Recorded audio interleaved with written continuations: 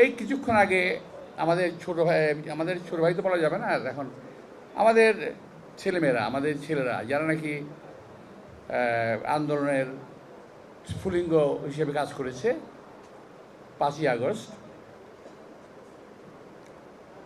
এককভাবে তারা এই আন্দোলনকে নিজেদের করে নিতে চায়।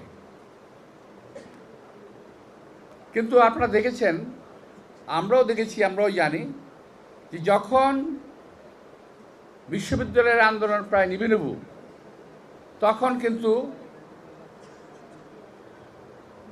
প্রাইভেট যে আমাদের বিশ্ববিদ্যালয়গুলো আছে, প্রাইভেট বিশ্ববিদ্যালয়গুলো সামনে এগিয়ে আসে, সাধারণ মানুষ সামনে এগিয়ে আসে, আমরা এগিয়ে যাই। আমাদের বিএনপির রাজনৈতিক কর্মী 462 জন মারা গেছে, এর মধ্যে 462 জন বিএনপির কর্মী মারা গেছে। তো নিশ্চয়ই নেতৃত্বে একজন থাকবে, পিছনে হাজারো লোক থাকবে, কিন্তু এককভাবে কেউ কারো দাবি করা ঠিক না। এতে কিন্তু জনমনে বিভেদ সৃষ্টি হবে, একের প্রতি অপরের বিদ্বেষ সৃষ্টি হবে। এই যে আমাকে কথা বলতে হচ্ছে, আমি এই কথাটা বলতে বাধ্য এই কারণে, 71 সালে মুক্তিযুদ্ধে অংশগ্রহণ করেছি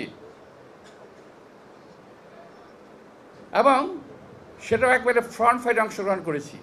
আমরা যে আন্দোলনটা করছি 17 বছর, এই আন্দোলনে কি একেবারেই কোনো কাজে লাগে নাই? যদি এভাবে একটা কথা ধরেন যে এই বিল্ডিংটা কি উপর থেকে কাটা শুরু হয়েছিল না নিচ থেকে শুরু হয়েছে? নিচ থেকে শুরু হয়েছে, একের পর ইট গাঁথা হয়েছে, একটা বিল্ডিং তৈরি হয়েছে।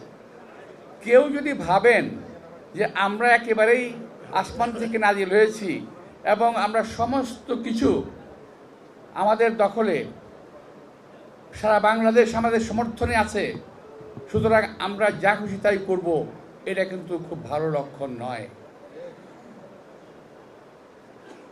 নির্বাচন দিলেই বিএনপি ক্ষমতা আসবে, এই কথা যারা ভাবেন সঙ্গে এটা কেমন, এটা যদি ভাবেনই আপনারা, তাহলে এটা কেন ভাবেন না যে বিএনপি একটা অত্যন্ত জনপ্রিয় একটা দল? এটা কেন ভাবেন না? পাশাপাশি বিএনপি ক্ষমতা নাই এখন, নির্বাচন দিলে বিএনপি রিগিং করবে সে অবস্থাও নাই।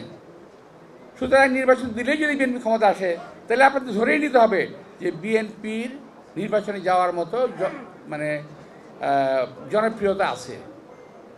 ওখানে আপনাদের ভয়টা কেন? জনপ্রিয় একটা দল যদি ক্ষমতায় যায়, আপনাদের অসুবিধা কী? কিংবা আমরা তো বলছি না যে বিএনপি ক্ষমতায় যাবে, যারা ভাবেন আমি তাদের উদ্দেশ্যে বলছি, বিএনপি কখনো ক্ষমতায় যাওয়ার কথা বলে নাই, আজও বলে না, আমিও বলছি না।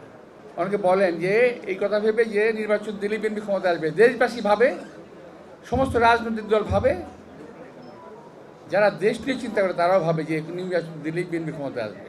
আমরা কিন্তু এটা ভাবি না। আমরা ভাবি নির্বাচন দেশের মানুষের অধিকার।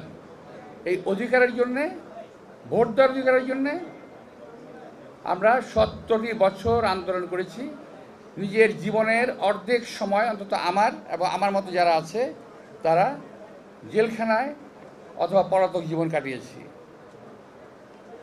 আমার নিজের জীবনে বলবো, আমার পরিবারের মধ্যে আমার হয়েছিল 11 বছর জেল, আমার স্ত্রীর 16 বছর জেল, আমার ছোট ভাইয়ের 8 বছর জেল, এরকম বাংলাদেশের বহু নেতাকর্মীর ভিতরে জেল হয়েছে।